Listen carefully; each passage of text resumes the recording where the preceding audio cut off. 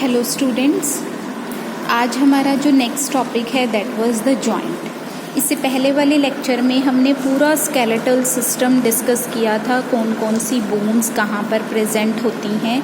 तो आपने देखा होगा कि हम जो मूवमेंट कराते हैं अपनी बॉडी में, जैसे हमारे चैप्टर का नाम ही है मूवमेंट एंड लोकोमोशन, तो मूवमेंट एंड लोकोमोशन कराने के लिए हमें क्या जानना ज़रूरी है कि जो हमारी मूवमेंट, कौन कौन से बॉडी पार्ट की हमारी जो मूवमेंट हो रही है, हम प्रॉपरली हिला पा रहे हैं और कुछ पोर्शन बिल्कुल नहीं हिलते, वो क्यों हैं? क्योंकि वहाँ पर जो बोन्स प्रेजेंट होती हैं वो किस तरीके से जुड़ी हुई हैं आपस में। वो जो जुड़ना है, जॉइंट है, जोड़ है, उसको हम क्या बोलते हैं? जॉइंट बोलते हैं। जैसे structural arrangement where two bones meet each other, तो वो ढांचा जहाँ पर दो बोन्स आपस में जुड़ती हैं उसे हम क्या बोलते हैं? जॉइंट बोलते हैं। तो ये जॉइंट ही रिस्पॉन्सिबल है हमारी मूवमेंट ऑफ दी बॉडी में, कि जहाँ पर जॉइंट की मूवमेंट हो रही है वहीं से आपकी बॉडी का पार्ट मूव कर सकता है।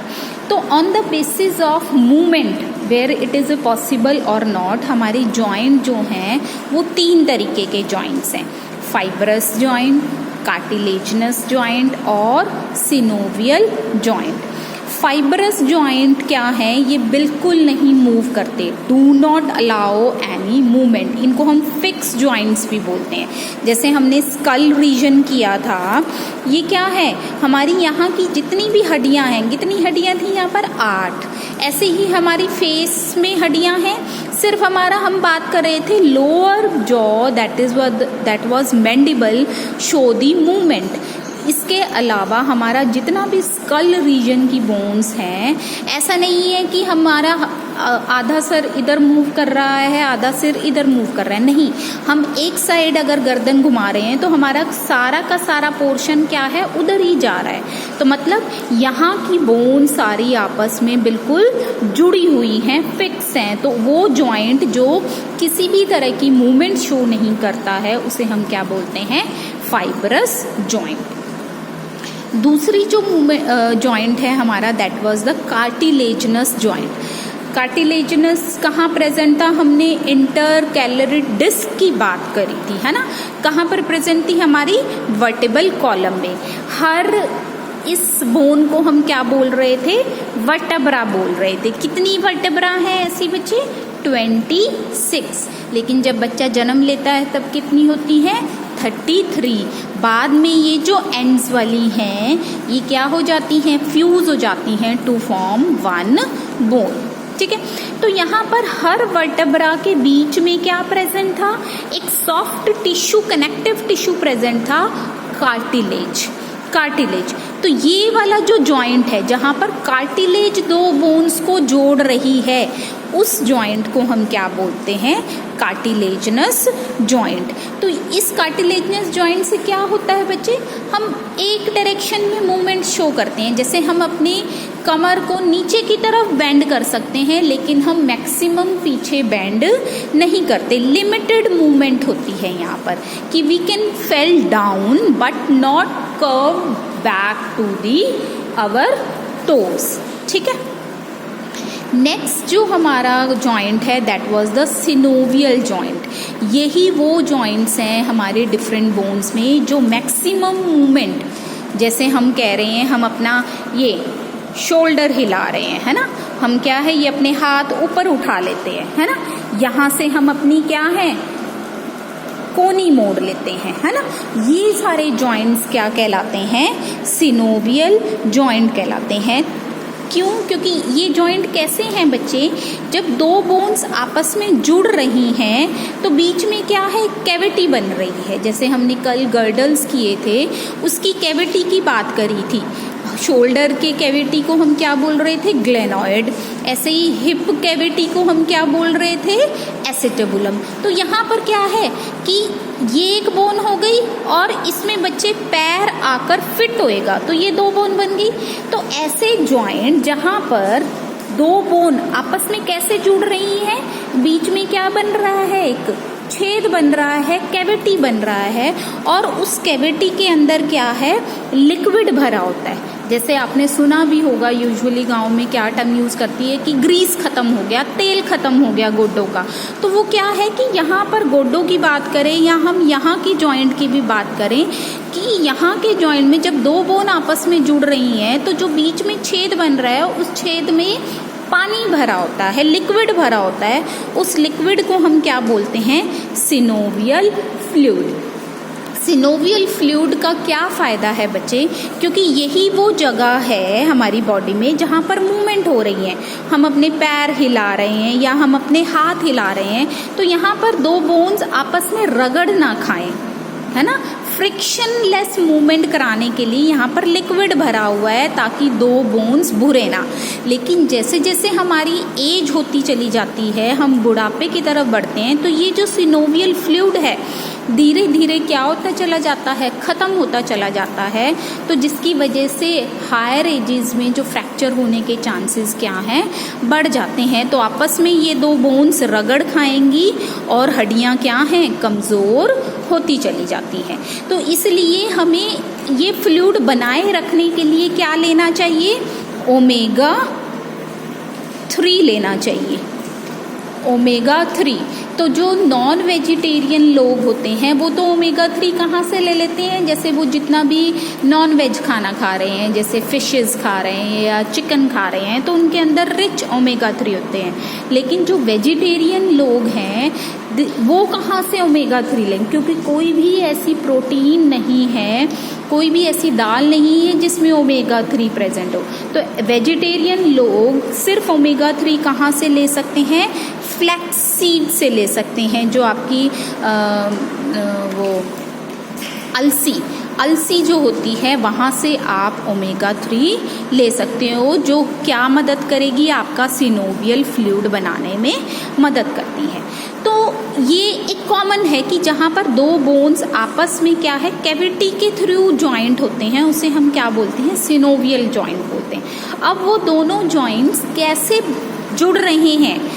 On the basis of that we have 5 type of synovial joint और अलग अलग जगह पर प्रेजेंट होते हैं। तो सबसे पहला जो सिनोवियल जॉइंट है, बॉल एंड सॉकेट। जैसे एक छेद बना हुआ है और उसमें हम बॉल डाल दें, इस तरीके से स्ट्रक्चर बना हुआ है, ठीक है। तो उसको हम जैसे एक छेद में बॉल फिट हो जाती है, उसे हम क्या बोलेंगे? Ball and socket.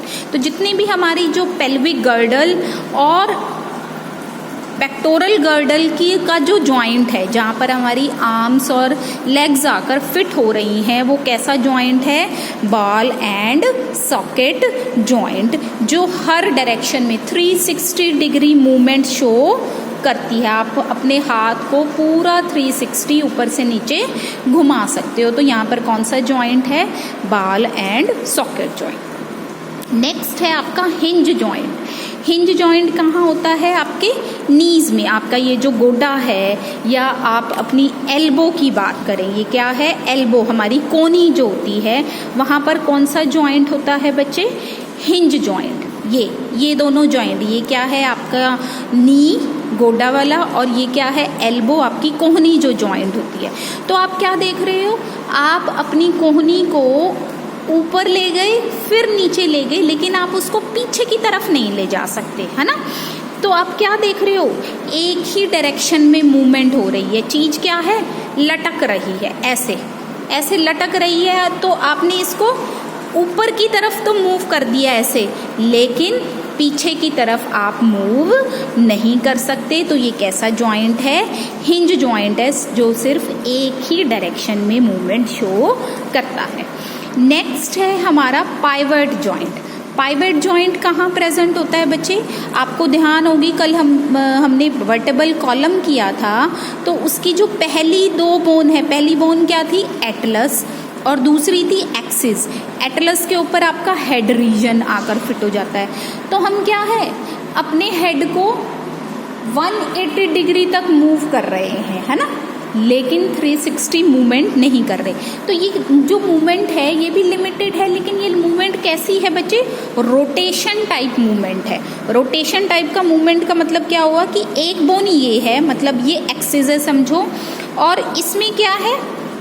आपकी एटलस आकर फिक्स हो गई, और ये तो फिक्स है और ये घूम रही है। तो रोटेशन टाइप ऑफ जॉइंट को हम क्या बोलते हैं, पाइवट जॉइंट, जो कहाँ पर प्रेजेंट होता है, हमारे नेक रीजन में पहली दो बोन्स में एटलस और एक्सिस, जिसकी वजह से हमारी हेड की रोटेशनल मूवमेंट पॉसिबल होती है। नेक्स्ट है ग्लाइडिंग मूवमेंट। ग्लाइडिंग का मतलब होता है एक दूसरे के ऊपर चढ़ना, स्लाइड ओवर ईच अदर। जैसे हम अपनी जो कलाई है ऊपर नीचे कर रहे हैं, हम कभी ऐसे नहीं घुमा पाते हैं ना, साइड मूवमेंट नहीं शो कर पाते, हम क्या है सिर्फ ऊपर नीचे कर रहे हैं, ऐसे ऐसे कर रहे हैं, इसे हम क्या बोलते हैं, ग्लाइडिंग मूवमेंट। तो ये हमारी कलाई में, कार्पल्स में पॉसिबल है, जहाँ पर साइड मूवमेंट पॉसिबल नहीं होता। लास्ट जो हमारा जॉइंट है that was the saddle joint, जो कहाँ प्रेजेंट होता है, हमारे थंब रीजन में। इस थंब रीजन में प्रेजेंट होता है, जिसकी वजह से आप क्या है, थंब की रोटेशन कर पाते हो। ठीक है, तो saddle joint is present at the carpal and metacarpal of the thumb. ठीक है, तो जॉइंट्स की वजह से ही हमारी मूवमेंट पॉसिबल होती है। तो कुछ एरियाज में तो बिल्कुल फिक्स जॉइंट है बच्चे, कुछ एरियाज में मिनिमम मूवमेंट होती है, और सिनोवियल जॉइंट की वजह से ही हमारी बॉडी में डिफरेंट मूवमेंट्स पॉसिबल होती हैं। ठीक है, तो क्वेश्चन आता है जैसे ह्यूमरस और पेक्टोरल गर्डल में किस तरह का जॉइंट है ना, वर्टेब्रल कॉलम में किस तरह का जॉइंट है, इस तरह के क्वेश्चंस यहाँ से आ सकते हैं। ठीक है, अब हम करते हैं हमारा लास्ट टॉपिक इस चैप्टर का, disorders of muscle and the skeletal system. तो क्या क्या बीमारियां हम देखते हैं।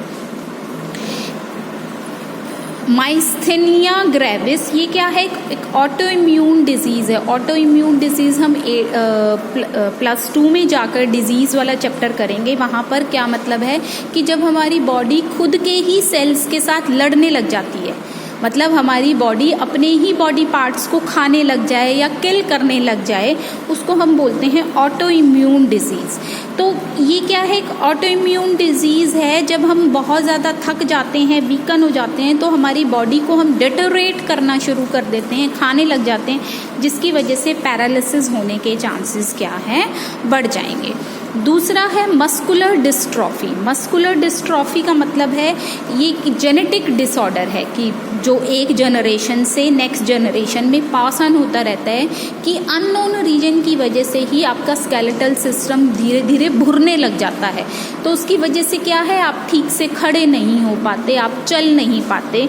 तो ये क्या है, जब आपका स्केलेटल सिस्टम खुद ही डीजनरेट होने लग जाएगा due to some genetic defect, gene की वजह से, आपके डीएनए की वजह से डिफेक्ट हो रहा है, उसे हम क्या बोलेंगे, मस्कुलर डिस्ट्रॉफी। नेक्स्ट है टेटनाई। टेटनाई क्या है कि जब आपकी बॉडी में कैल्शियम का अमाउंट बहुत कम होगा, तो मसल कॉन्ट्रैक्शन क्या है, स्लो डाउन हो जाएगी। तो जिसकी वजह से आपकी जो लिम्ब मसल्स हैं हमेशा थकी रहती हैं, क्योंकि वो ठीक तरीके से कॉन्ट्रैक्शन शो नहीं कर पाती। अर्थराइटस का मतलब है जहाँ पर आपके जॉइंट्स हो जाती हैं उनमें सूजन हो जाना। वो सूजन का मतलब क्या है कि आपका सिनोवियल फ्लूइड की डेफिशिएंसी हो गई है। अर्थराइटस यूजुअली ये कहाँ पर, जब ओल्ड एज हो जाती है हमारी, हम बुढ़ापे की तरफ जाते हैं, तब आपने सुना होगा अर्थराइटस हो गया है लोगों को।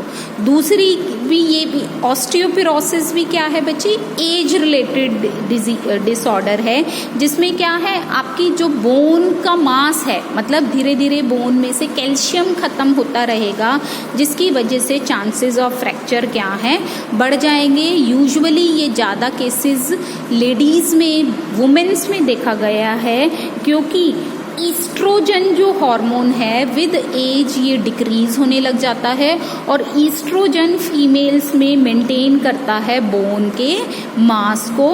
तो धीरे धीरे ईस्ट्रोजन का लेवल कम होता चला जाता है विद एज, इसलिए बोन मास भी कम होता चला जाएगा। तो ऑस्टियोपोरोसिस क्या है, वुमेन्स में ज़्यादा देखा गया है as compare to mails.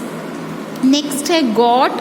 Got क्या है? जब आप हाई प्रोटीन कंटेंट लेते हो, जैसे आप बहुत ज़्यादा दालें खा रहे हो, प्रोटीन रिच डाइट लेते हो, तो हमारी बॉडी में जो यूरिया बनता है उसका अमाउंट क्या है? बहुत ज़्यादा बढ़ने लग जाता है। तो वो यूरिया किस फॉर्म में कन्वर्ट होने लग जाएगा ब्लड में? Uric acid. और वो यूरिक एसिड हमारे जोड़ों में जाकर इकट्ठा होने लग जाता है, जिसकी वजह से जोड़ आपके क्या हैं? जॉइंट्स क्या हैं? सूज जाते हैं।